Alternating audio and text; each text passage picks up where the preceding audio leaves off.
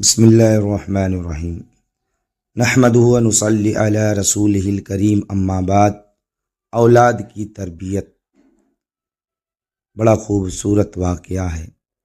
ایک بوڑھا درزی اپنے کام میں مگن تھا کہ اس کا چھوٹا بیٹا دکان میں داخل ہوا اور پرجوش آواز میں کہنے لگا، بابا بابا، میں نے اپنے ابتدائی قاعدے اچھی طرح یاد کر کے اپنے استاد کو سنا دیا ہے، انہوں نے مجھے اچھے نمبروں سے پاس کر دیا۔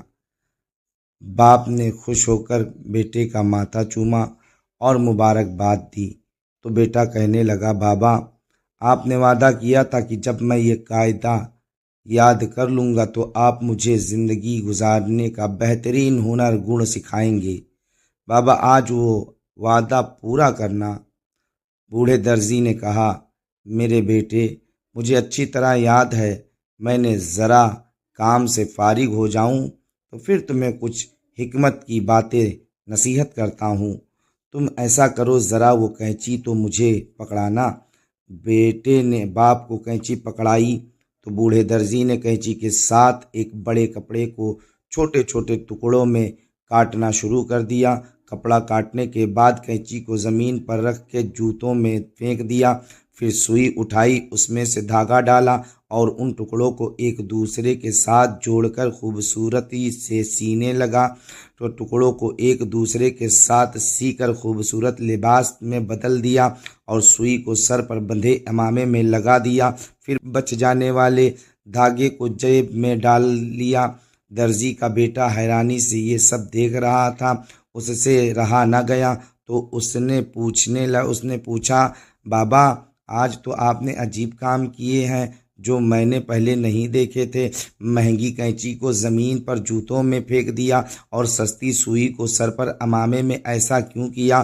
اس کا باپ درزی مسکراتے ہوئے کہنے لگا، بیٹا سنو، میرے پاس وہ بڑا کپڑا ایک خاندان کے مانند تھا، ایک خاندان کی طرح تھا جس کو قینچی نے چھوٹے چھوٹے ٹکڑوں میں بانٹ دیا تھا۔ تو قینچی اس شخص کی مثال کی طرح ہے جو آپس میں مضبوط رشتے میں درار ڈال کر انہیں الگ ہونے پر مجبور کر دیتی ہے، اور سوئی کی مثال اس شخص کی طرح ہے جو ان رشتوں کو دوبارہ ایک دوسرے کے ساتھ جوڑتی رہتی ہے، اور دھاگے کی مثال ایک مددگار دوست کی طرح ہے جو سوئی کے اندر اگر نہ ہوتی تو کپڑا سوئی کے اندر اگر دھاگا نہ ہوتا تو کبھی سوئی اسے سی نہ سکتی تھی۔ اب میرے بیٹے، تم نے زندگی بھر اس نصیحت کو یاد رکھنا کہ بظاہر قیمتی دکھائی دینے والے لوگ جو رشتوں کو ٹکڑا ٹکڑا کرنے والے ہیں، ان کی جگہ قینچی کی طرح جوتوں میں ہیں، اور ہمیشہ جوڑنے والے لوگ جو سوئی کی طرح بظاہر عام سے کیوں نہ ہو، ایک سادہ سا انسان کیوں نہ ہو، ہمیشہ عزت و احترام سے سر پر بٹھا کر رکھنا۔ میرے بیٹے، میری آخری نصیحت، تم نے دیکھا کہ میں نے کام نپٹا کر دھاگے کو جیب میں رکھ لیا تھا، اس سے مراد ہمیشہ اس بات کا خیال رکھنا کہ جب بھی کوئی کام کرنے کا ارادہ ہو تو آس پاس اپنے مددگار مخلص دوست کو ضرور یاد کرنا، کیونکہ حدیث پاک میں بھی ہے۔ حضرت ابو ہریرہ بیان کرتے ہیں، اللہ کے رسول صلی اللہ علیہ وسلم نے فرمایا، ہر آدمی اپنے دوست کے دین پر ہوتا ہے، تو ہر شخص کو دیکھنا چاہیے کہ اس کی دوستی کس سے کر رہا ہے۔ السلام علیکم۔